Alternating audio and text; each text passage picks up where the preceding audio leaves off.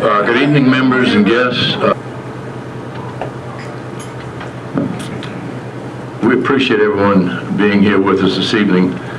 Such an important topic and certainly an important part that's played for our community, and we have a young lady that will be talking about it shortly. Our speaker, of course, is JanSwift, and most of you know Jan. She's certainly been active in this community, and this is part of what she's been doing. JanSwift serves as Executive Director of the Upper Lafayette Development Foundation, which works to be better the quality of life for the people living in the northern portion of Lafayette Parish. In that capacity, she produces a television show, Upper Lafayette on the Move, twice a month, where she interviews local community leaders and elected officials. Jan graduated from LSU and LSU Law School and has experienced government and commercial law. She served as Deputy Secretary of State in Louisiana and worked with the Union Law Commission, elected officials, and banking industry to improve leading laws and procedures nationally. She has served as an Assistant City Parish Attorney for the LCG Office of Community Development. Jan is a partner of Grace Note, an etiquette endeavor to improve the society niceties. She and Langley Jones wrote a monthly etiquette column in Face magazine to provide etiquette instruction to businesses, individuals, and young people.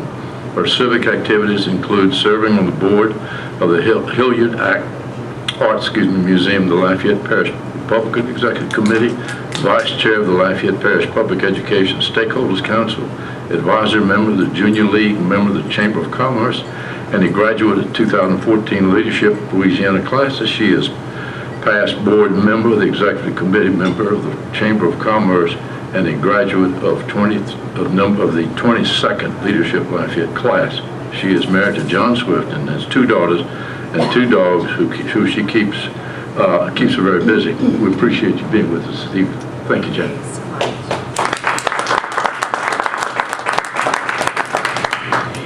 I want to first thank the members of LaPesc that are here. Carol Baudouin, Ella Arsenal, and I'm trying to think who else is here, that CC Verrett. I wouldn't be here but for you, and I want to thank all of you for including me, and also for the opportunity just to speak. I was going to get in front of the podium, but I think it might not work well with our sound system. But I want this to be a very casual conversation, if I may. I'm here as a firm believer in the need for our public education system. And before I start, I want to tell you about somebody that motivated me in my life to speak up for all kids and why I believe that public education is important. I want to tell you about a young girl that grew up in a family that was disadvantaged. And many of you know that I work with Upper Lafayette, and most of our schools in the northern part of our parish have families that are dysfunctional. They don't need to be, but many of them don't have a complete family. Their mothers work, possibly they don't work, possibly the kids live with their grandmothers. I knew a young girl that grew up like that. She lived in a family that didn't have a solid base. Her mom was in hospitals most of the time. Her dad wasn't there, and she was in public school. But teachers made a difference in her life. She would show up every day for school, and kids would bully her. She went through elementary school bullied. She went through junior high bullied. And teachers reached out to her. In particular, one of her teachers, Gay Evans, would bring her shopping after school. They were teacher-student partners in home ec. If you remember, for those of you that went to school way back, we would learn how to cook and how to sew. And Gay Evans would take her teaching, like after school. Let's go buy things for the class. The young girl moved on to high school, and she was still shy, couldn't speak in public. And her high school teachers encouraged her, keep on reading, keep on studying. I know that you're You don't think you have anything in you, but you do, and stay with it. And so she did. She went to LSU. She was on Social Security, and government benefits helped her stay in school. She ended up getting into law school and had student loans that took 10 years to pay back. But she graduated in the bottom of the top third of her class.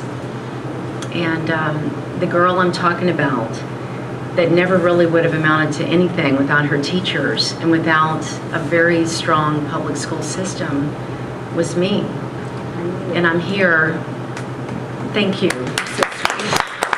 I'm not looking for that. But I'm 57. I turned 57 last week. And I really believe that my life experiences motivated me to work with Carol and Cece and Ella and others, including business leaders such as the Chamber of Commerce, such as the Black Chamber of Commerce, the 100 Black Men, United Way of Acadiana, all the groups that represent the Lafayette Parish Stakeholders Council, the group that I'm here representing tonight.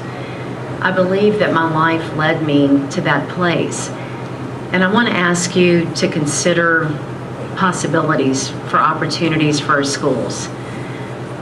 I tried to do research for this speech tonight. I looked at all the information on the web about where we are. You know, Lafayette Parish is about 48, well, we're about 30 something in the 69th in our parish rankings. And I'm not being very eloquent. We're in the middle of our state. Lafayette is one of the most successful, rich parishes, and yet we're right in the middle. And Louisiana, as you all know, is either 48th or 49th in rankings nationally. So no matter where we look, even if we think we're successful, our public school system is in the middle of the bottom, you know, of the rankings. And so when I looked up, I wanted to pull up rankings for you about, well, we're doing this and that. We're moving up in this, we're moving up in that. And all that I kept on thinking about was 3 years ago when Pat Cooper was hired, back in the, middle of 2012. He was hired, he came in, and everybody thought we'd have a different school system. And I look back and I feel like we're looking at, that movie where, what was his name, Bill Murray, he was going through every day again and again, reliving Groundhog Day. Thank you. Are we living Groundhog Day? I don't think so. I honestly think that with the new school system that's come in, and I want to welcome our 2 new school board members, Justin Centani, Britt Latchley, Mary Morrison is here in a runoff. I really want to think that we can start over again. And so I was asked to speak about opportunities, but I want to ask each of you to dig deep and think about your own upbringing. Where did you come from? Erica, sitting in the back, Erica Anderson, I live in your school district. I'm in District 4. I want to believe that your voice is going to carry forward for all of our children. So I want to go through things and talk with you about what I've experienced with Upper Lafayette and also growing up and why I believe that our public school system needs to be first. First of all, 25% of our kids in this parish are in the private school system. And I have to be honest with you, my girls, we grew up first when they were little. We were in the St. Leonard Parish School System. And so we had no choice. We put them in the Academy of the Sacred Heart. We moved into Lafayette Parish, and that's how I knew Upper Lafayette, because I lived north of Upper Lafayette Parish for 14 years. When we moved into town, we kept them in private schools. And what I have to tell you is most of our friends had their kids in private school. And so everyone that I knew was putting their resources into STM, ESA, Ascension, Fatima, Cathedral, all the private schools that we're all proud of, 25% of our kids and 25% of our parents that have resources and they can make a difference are invested in our private schools. 75% of our families are currently in our Lafayette Parish School System, and those are the people that are going to be manning our workforce. Those are the people that we live next door to, and that's really the future of our state. And so when I started working for Upper Lafayette back in 2008, I think that's when I met Mary. I met Purvis Morrison. We were both running for parish council at the time. And I started learning about District 4, District 3, and all of our public school system. And I realized that there were so many kids out there. I would walk door to door, and the kids I would meet, they would say, "What do you do?" And I said, "Well, I'm an attorney. I graduated from law school." And they thought that I was a criminal lawyer. That's the only type of law that they knew. And I started talking to them, and I said, "No, there are lawyers that do all these different things. There are professionals that do all these different things."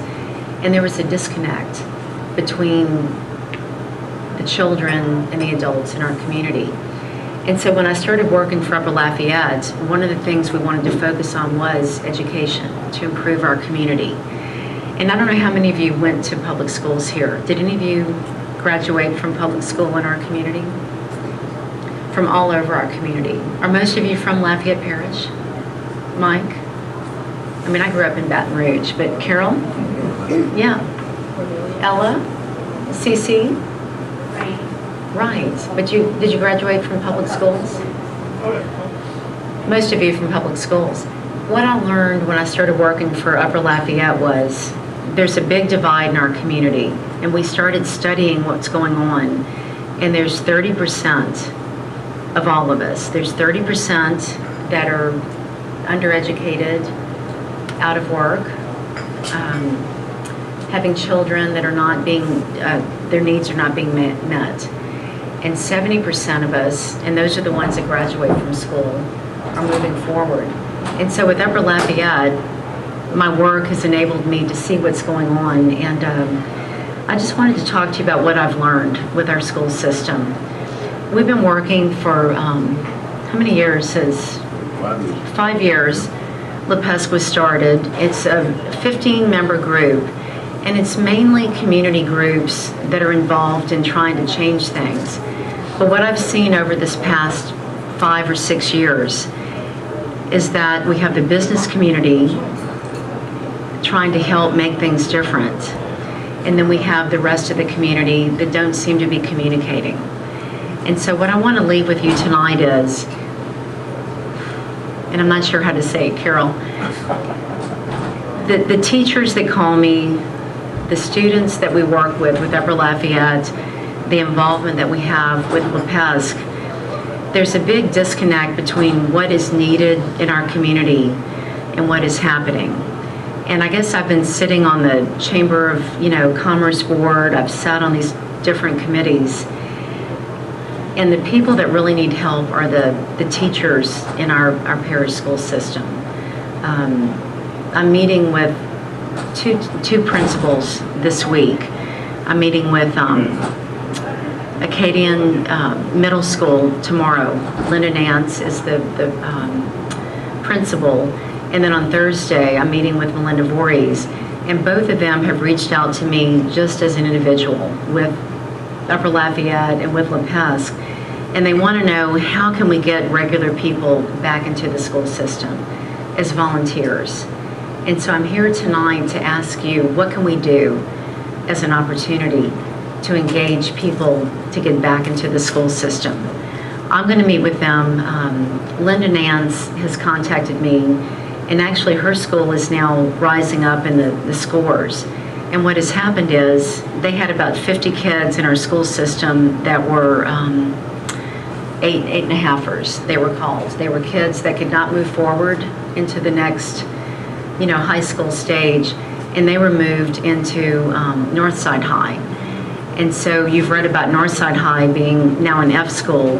What happened was the kids that were not moving forward were moved into Northside High. And I see you, Mary, like nodding your head, but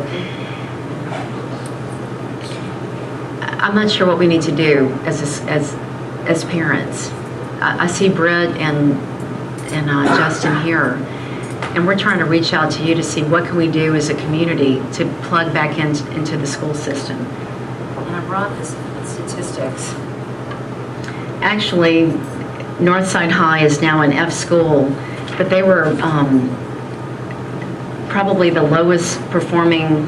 They were the lowest performing school in our system, but yet when they moved the 50 kids from Acadian Middle, and I'm not describing this right, they took on such a challenge, and they are now right at the edge of excellence. But we've got to get people back involved in the schools, and so I want to ask you for questions from the audience. What can we do to get people back into our schools? Because I think that's our challenge. The opportunities that we face are getting regular people and parents engaged again. So, are there any? Ella? Yes.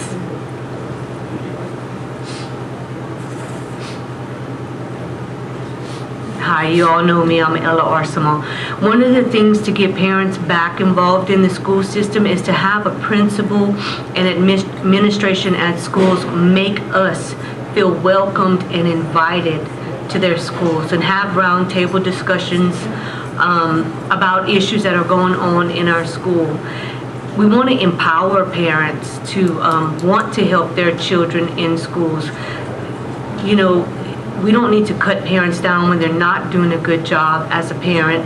We need to give them ideas and ways and help them want to value education. Recently, in a meeting that I had with some people, they said that a lot of parents come in and they can't even fill out a form. And I looked at the person and I said, okay, wait a minute. We know this parent can't read. And we know that there's options out there to help a parent learn how to read.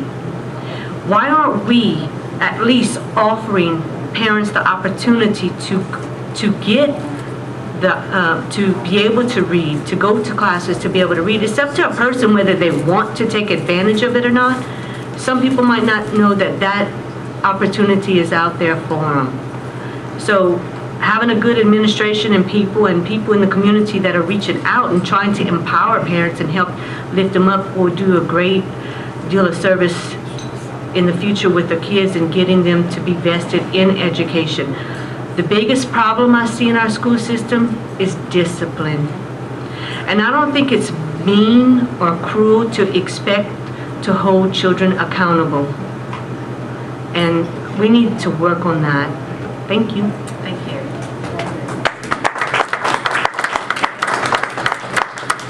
One thing I did read, I didn't want to bring up statistics because I really wanted to hear from you tonight, but one of the things I've read in particular for Justin and Britt, for the top performing school districts around the country, the biggest thing you can do when you're looking at hiring our new superintendent is to figure out what your vision is.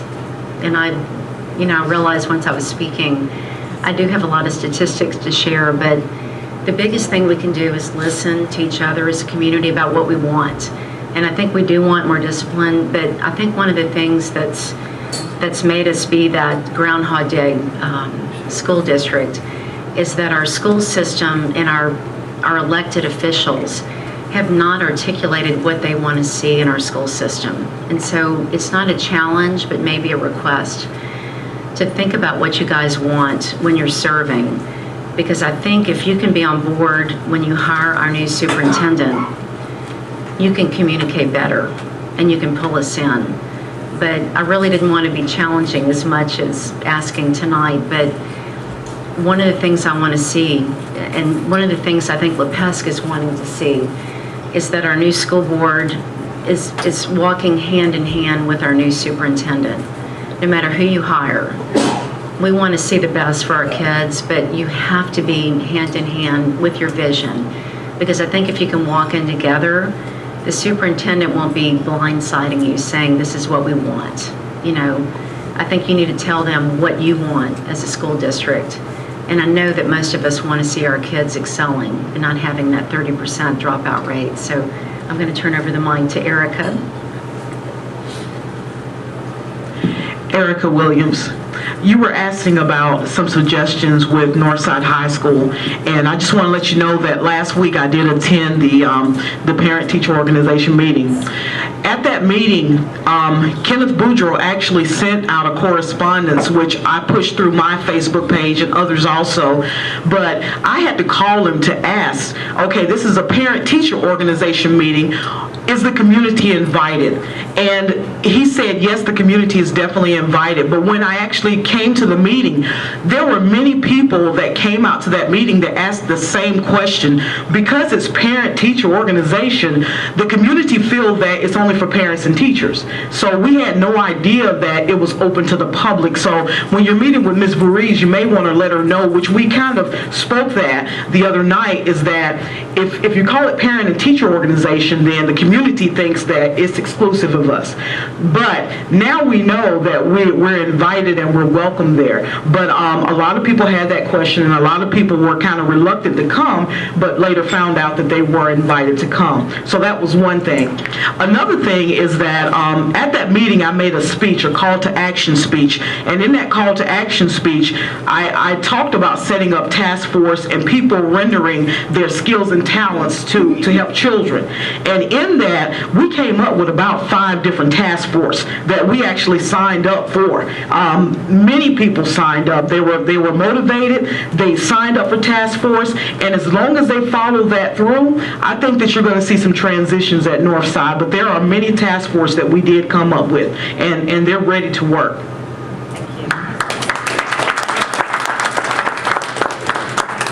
Erica, I'm so glad to see you engaged after a wonderful race. And actually, I'm meeting at Northside High at 11:30. We're eating in the cafeteria, and you're welcome to join us. I mean, would you please join us? Because what we're trying to do, I've got Brenda Fulcard from Smile, who wants to come in and help the school also, just to identify resources. But I want to get back, I guess, on my message. And it's difficult for me because I'm not an educator. I'm an attorney. I'm not skilled in kids, but I do know what we need to improve our community. And one of the things that we're all hoping to see is that we have all of our kids either graduating from high school or getting a diploma that allows them to get the career, certificate. And what I want to also bring up to you is most of the kids I know are trying to go to college and they're not succeeding. A lot of them are not graduating. Kids that are going to college are not graduating.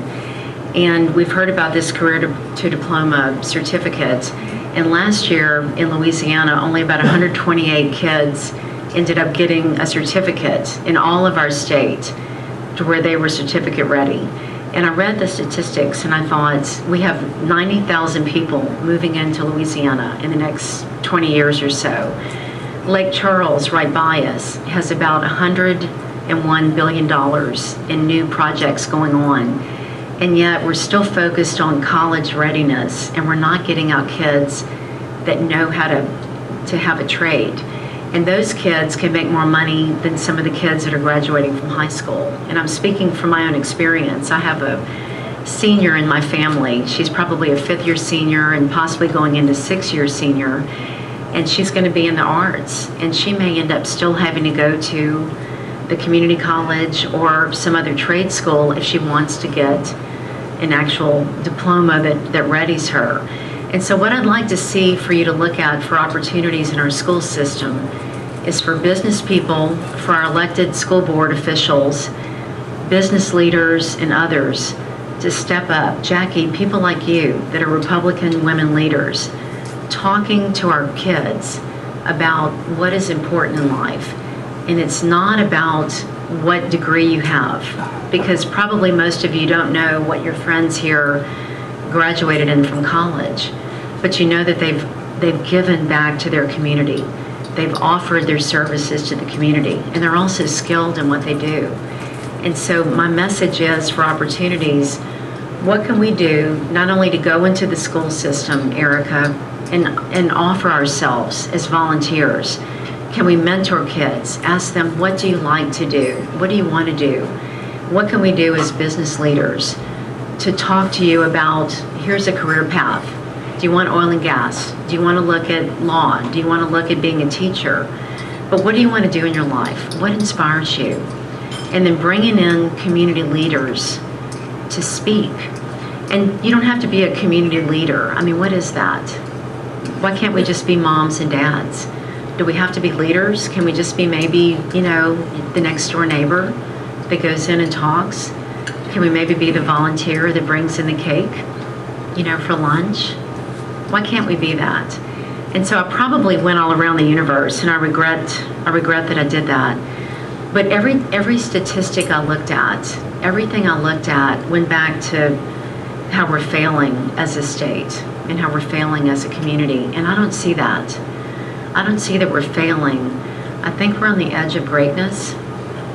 But I also think that our new school board has got a big task in front of you. And I think y'all have to be brave. And I think you have to be willing to speak up and say, we want to hire a new superintendent that's going to be able to communicate. And whoever that is, it might be rehiring someone that you've already had, but I want y'all to look at who can we communicate with the best and who can communicate back to our school system, to our kids, our parents, our principals, and our school administrators. Because I'm afraid we're going to experience Groundhog Day over and over and over again. And for me, as a 57-year-old mom who's got a 15-year-old in private schools, I want to encourage us to look at Lafayette Parish as being the #1 place for kids to go in public schools. But until we get more of our young parents who are not here tonight, we've got to reach out to the 705. We've got to reach out to young business men and women that have their kids in the public schools or want to look at where to put their schools. I mean, Justin, you've got your kids, I know, in public schools in Public and private. Myrtle Place and Myrtle Place, yeah. But you've looked at each of your children and you chose the best for your individual children. And that's what I've done too. But I'm hoping we can look forward to being #1 choice for most of our parents. And it's going to start with our new parents, with our young parents, to bring them up to where we can get back to where we're not the 25% heavy private school kids. And on a closing note, I had Hollis Milton come speak here for LaPesque back on October 9th. Hollis is the West Feliciana Superintendent of Schools, and that is where Pat Cooper started 25 years ago. Hollis is a young father himself. I know him from Leadership Louisiana, where your wife was one of our coordinators. And they have 3% of their kids in a private school. Most kids choose public schools first. And the difference is they're an A school district, and most of the people get behind taxes. They have universal pre-K. They have the Leader in Me program, which is really helping their kids learn how to communicate with people and do the win-win situation.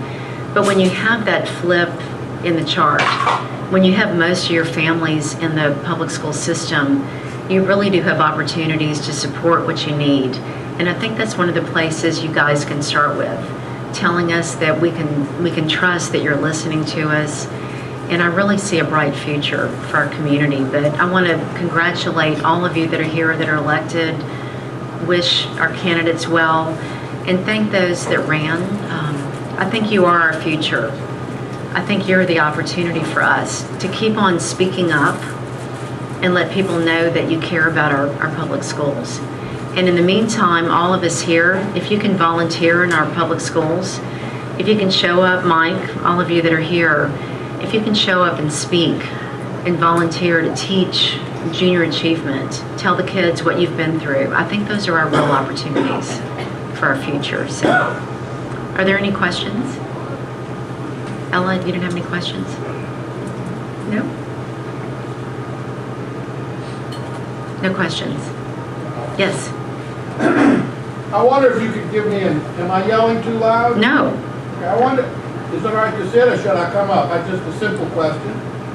You tell me what to do, Carol. No, go ahead. Well, we normally run it through this mic. Well, I'll do it as you said, whatever you said. This will be an AOC, and we want to impress the public that you. I'm not trying to impress the public. I'd like to impress myself. I wonder if you could give me I wonder if you could give me, for the stupid, that's the speaker, a simplified answer to the hierarchy. It's superintendent, principals, teachers, and who hires the principals and the teachers? Is that does the superintendent hire the principals that he wants, and do the principals bring on the teachers that they want, or does it work that way?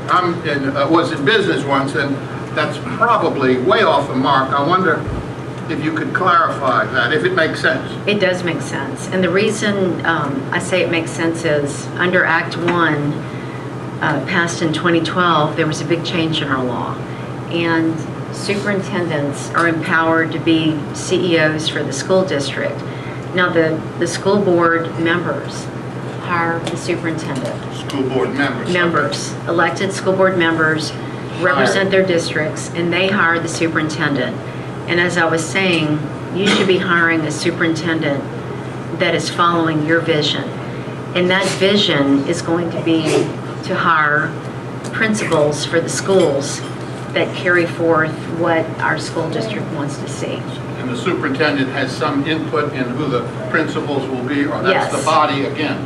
No, that is the superintendent. That's the way it's supposed to be. So that is critical, I see what you're saying. And then from there, from what I understand, they want to empower each school to be run by the principal. So once the superintendent hires that principal, they're empowered to run their school. And then if things don't go well, then of course the school system, the school board can hire or fire the superintendent, which we just experienced. Yeah. Thank you. Is that it? Yeah, that's Yeah. very clear. Yeah. Are there any other questions? Yes. Okay. Glad you're here tonight. Your position on charter schools, please. I have seen them just a major money drain out of the public school system. Your opinion, please. I'm actually a proponent of charter schools when needed. And what has happened in our local school system was we have needed more schools. We've needed more facilities, especially in Youngsville and Broussard, and in Upper Lafayette. In North Lafayette, we've needed new facilities. We also need more choice for students. My first choice would be for us to fund all public schools here without charter schools. But in the interim, until we can do that, I have personally supported charter schools. I've seen what they've done in other jurisdictions outside of Louisiana in particular. My best friend that I grew up with going to public school in Baton Rouge lives in Dallas, and her girls go to a charter school. It's a public school, but run by a private school board. My first choice, though, would be for us to have total faith in our school system, fund what we need, and build our own public schools. But in the interim, if a school has been vetted, which is what happened last year, if y'all remember back in 2013, there was some debate about whether or not Lafayette Parish should bring in charter schools, and we did bring those in.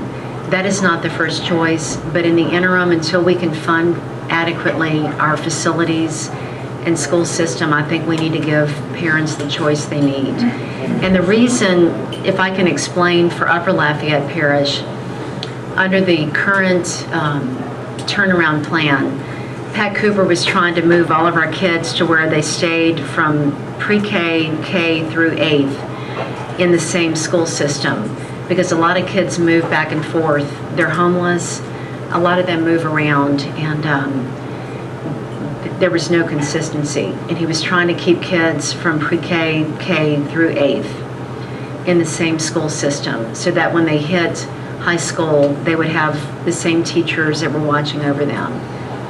I think our first choice, though, is to get some more trust in our school board to where we can fund public schools. Because I think a lot of people are waiting to see what's going to happen, and I think there's a willingness to fund what you're going to do.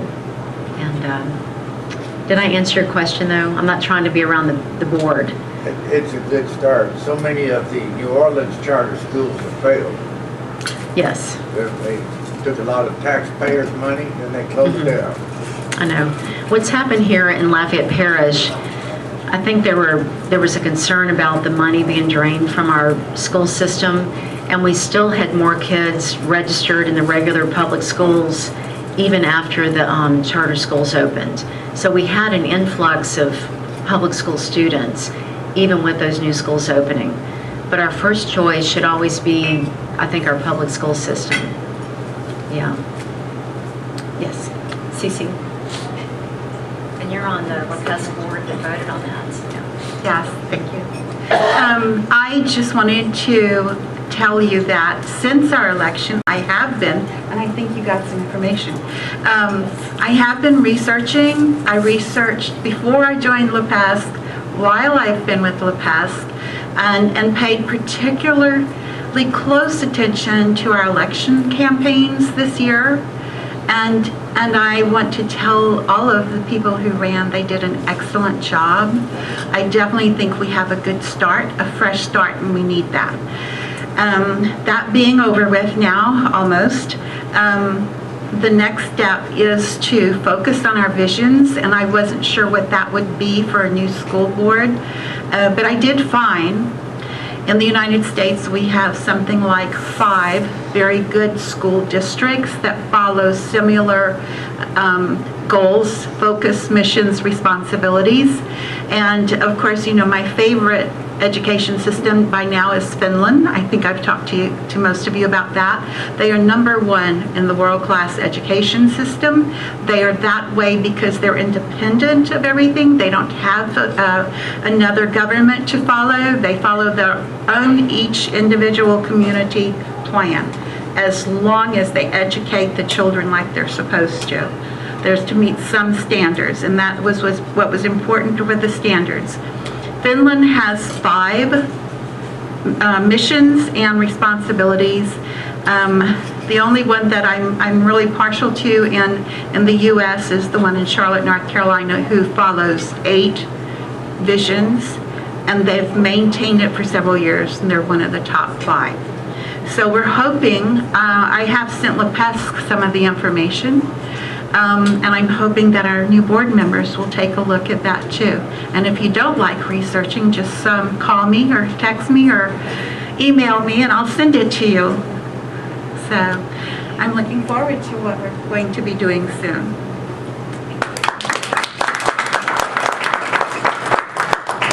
CC is always a good source of information, and the information on school board effectiveness came from CC. And I want to kind of close with this. The work I do with Upper Lafayette Parish, we meet so many families. Most of them are not in private schools. They rely on our public schools.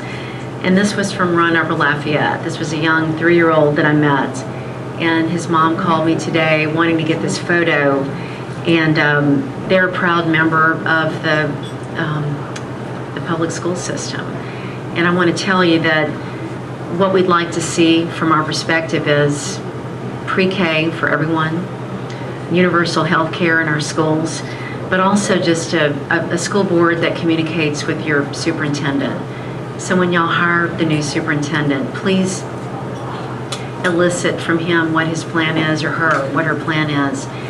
And I really believe in you guys. And I want to thank you for being here, and I want to wish you the best. And thank you for this opportunity, Carol. Thank you. Jan, thank you very much. At this time, I'd certainly like to offer the elected officials, elected board members, if you'd like to come up and make a statement or secure some support as to what you might want to do while you're serving. I'm sure that you've had some thoughts on that. That includes you too, Mary. I know you got to run off. But in any case, I'd appreciate, in other words, something very simple, and something that you would feel comfortable with. We're trying to be friendly, and it's very difficult to do that in the political process, so we appreciate you being here. Thank you, Brett. My name is Brett Lachele. I was just elected in District 5, which is Judy Scott, Acadiana area. I've never met a microphone I was ever scared of. My claim to fame, I'm the voice of the Rams. If you come to Acadiana High, it's my voice you hear on Friday nights. Been very involved with my school, which I'm going to carry that on to the rest of the schools in the parish. I mean, I've never left Acadiana. You go to school and you can't wait to get out. Well, no sooner did I get out, I stayed around. I've been Booster Club president of every organization we have, giving back a lot to the kids. We put money into our school system. We're not rich by any means, but we continue to give back. I protected my community as a firefighter for many years, and I served our country in the United States Navy Reserves. I went to the Middle East 4 times in protection of this country. So I know what it is to be a leader. I know what it is to give back. Why did I run for the school board? It's my opportunity to pay it forward. I've had a lot of people tell me, haven't you given enough back? You know, why go ahead and do this at almost 53 years old? We just built a camp in Toledo Bend. Life's good. It's my chance to pay it forward for the next generation. My son is 20 years old. He's in South Louisiana Community College now. I was just talking to Mary. He has 1 class left to graduate with his associates in industrial technology. He went through the public school system. He went through the schools of choice. We took him out of Ridge Elementary, sent him to J. Wallace James as a 3rd grader when the schools of choice started. He did graduate from Acadiana. He was a member of the Business Academy, which that would have been his school anyway. The boy wanted to be a wrecking ram. He was going to be nothing but a wrecking ram, because that's what his daddy was. His mama was a Lafayette Marty line, but he wanted to be like his daddy. He wanted to be a ram. Our facilities need to be upgraded. It's time. I mean, I hate to put it this way, but I can take you in the boys' restroom at Acadiana High and still show you the same stalls that look the same way they did with the same makeshift stalls. I mean, that's basic maintenance. I think we need to attract talented teachers. We need to keep the experienced and tenured teachers we have now. We've lost too many talented teachers. I mean, you work 20, 25, 30 years and gain experience, and then they leave because they weren't satisfied with the system they have. One of the things y'all were talking about Northside and getting some of our lower performing schools up is early childhood development. Okay, you've got to get them when they're young. They're sponges. I mean, I think they say, well, how do you fund that? It's simple. You fund it first, and then you work outwards. You fund early childhood development first. How do you get the parents involved? Okay, one of the parents mentioned being intimidated of going to school. Okay, these people that don't have an education, maybe couldn't get an education for whatever reason. Charles Burke has it, and I don't know what the other school is. Maybe someone can help me. Where you have the adult education at the same facility. Okay, you encourage the parents to come to school with the kids, especially if they're non-working parents, maybe on Social Security. They're just home taking care of the kids, and they have the time. Include your adult education with your early childhood development. And mama and daddy, or mama and son, or daddy and daughter learn together. It's not that hard to learn to read and write. We did it. Who said you can't do it at 40 years old, 50 years old, 30 years old? You put it together and you take that intimidation factor out. A lot of people are scared to go to school. They're scared of the teachers. They're scared, or they just don't want to deal with it. If we're going to be successful, it's going to start with early childhood development. We have a 5-year term. This was changed from a 4-year to a 5-year. We can take a kid through pre-K, K, first, second, and third. We can affect a child's life for 5 years on this term. I say let's pay it forward and start moving forward. And that's my 5 minutes. Thank you.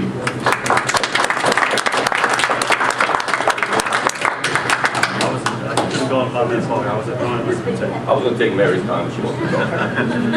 Well, I'm proud to say that Britt and I see eye to eye on a lot of things. I'm a little taller than Britt, I guess. You lean forward a lot.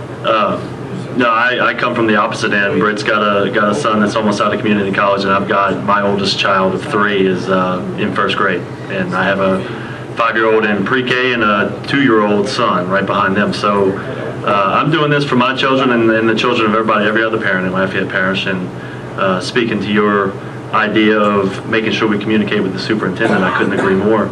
I feel it's my responsibility to make sure I ask the important questions of whoever applies for this job.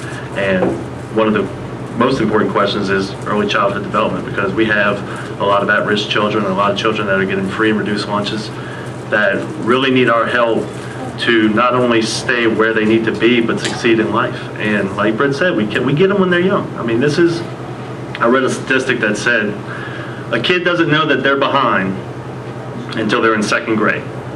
Now, that doesn't mean that when they go to kindergarten that they're not already behind, that they don't know their ABCs, that they don't know how to count to 50 or 100. But until they're in somewhere around 2nd grade, maybe 7 years old, they don't understand that they're behind. But after that point, they know it. And I think every one of us in here has failed at something in our life, not necessarily school, but failed at something where you understood what it was like to not be able to do it and to be in the company of people who could, and how that made you feel. Now imagine if you went to school every day and felt that way in the one thing that you had to do all the time.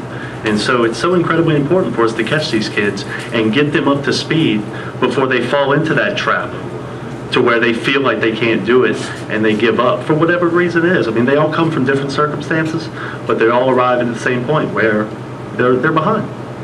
So that's one of the most important things. The other important thing, I think, is to find out what the superintendent, what their management philosophy is. And it's exactly, I don't know if it happens this way a lot, but it should happen this way, where the school board hires the superintendent hires the principals hire the teachers, because one person can't do it all. Nobody knows everything. The superintendent doesn't know what happens on a day-to-day basis at Acadiana High or Karen Crowe High or Lafayette High. It should be the people on the ground that make those decisions. And so if we can let the school board hire appropriate people, successful people, competent people, and let them do the job, then we can do the hard part of worrying about facilities. Because by my count, I think it's 15 years since we built a school. And Lafayette High is the same school that was built in the 1950s. And yeah, that's unacceptable for the largest high school in the state. So anyway, that'll be my 5 minutes right now. Thank you for having me. I really appreciate it.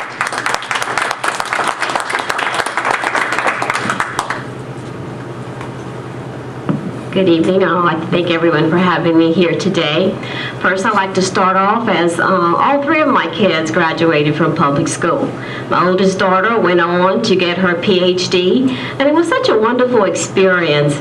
We talked a lot about community. I stressed in my campaign, I think that is the key to moving forward, giving back to our schools, and feeling that ownership, that we own our school and we want our school system to move forward.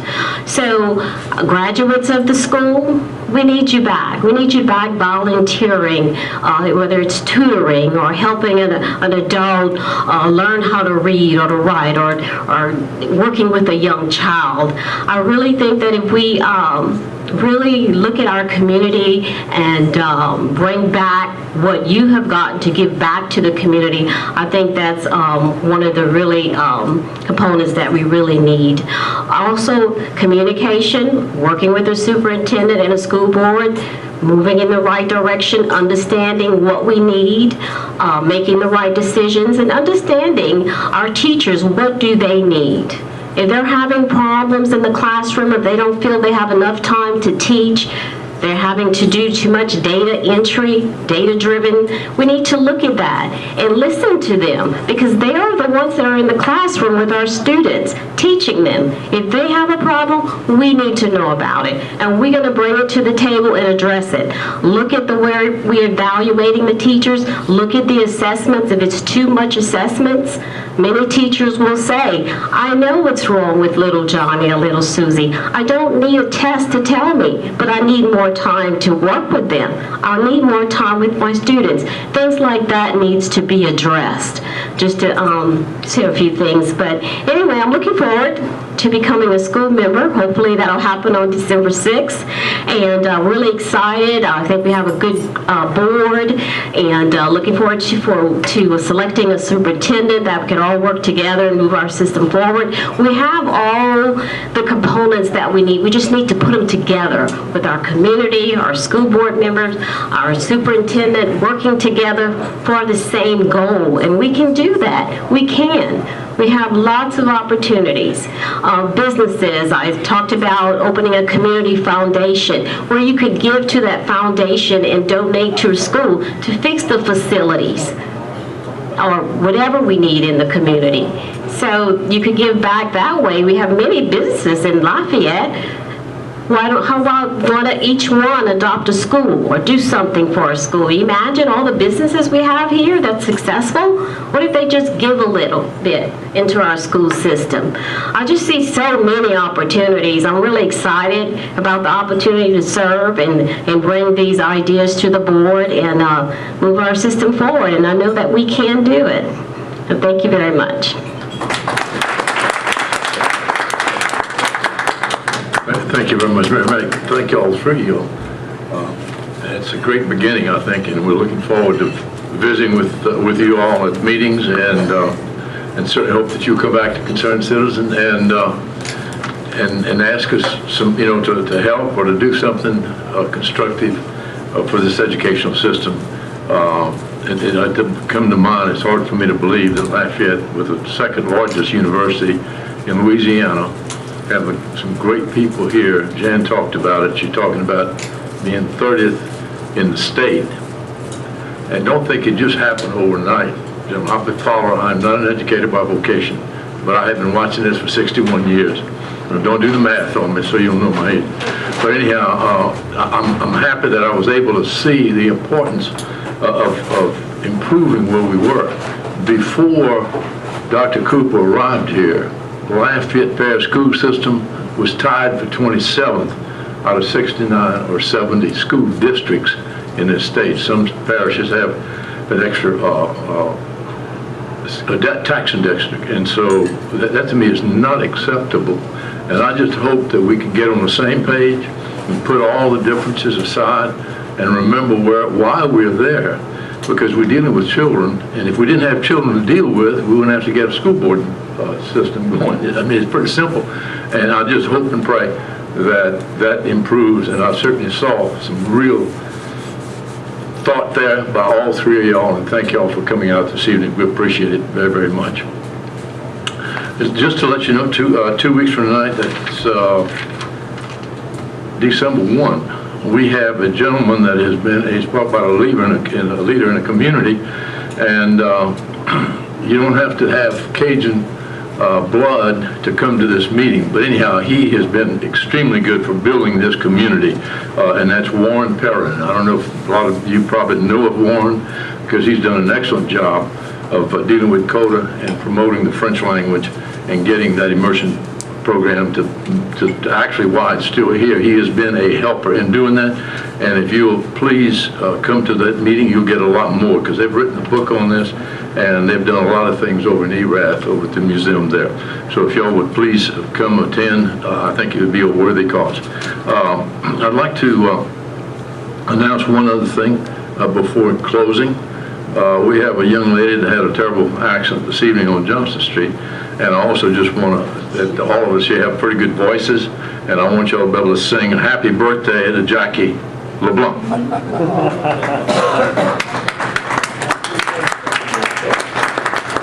Thank you, Jackie, for coming even after your accident, and that you and Rose had this evening, and here you are this evening, and it's on your birthday. So thanks again. We appreciate you very much. And may I say that tomorrow is Carol's birthday. That's getting you back, it's called. Getting you back. Thank you very much, Jack. Anyhow, we appreciate everyone being here this evening. The meeting stands adjourned. Hopefully we'll see you in 2 weeks. God bless y'all.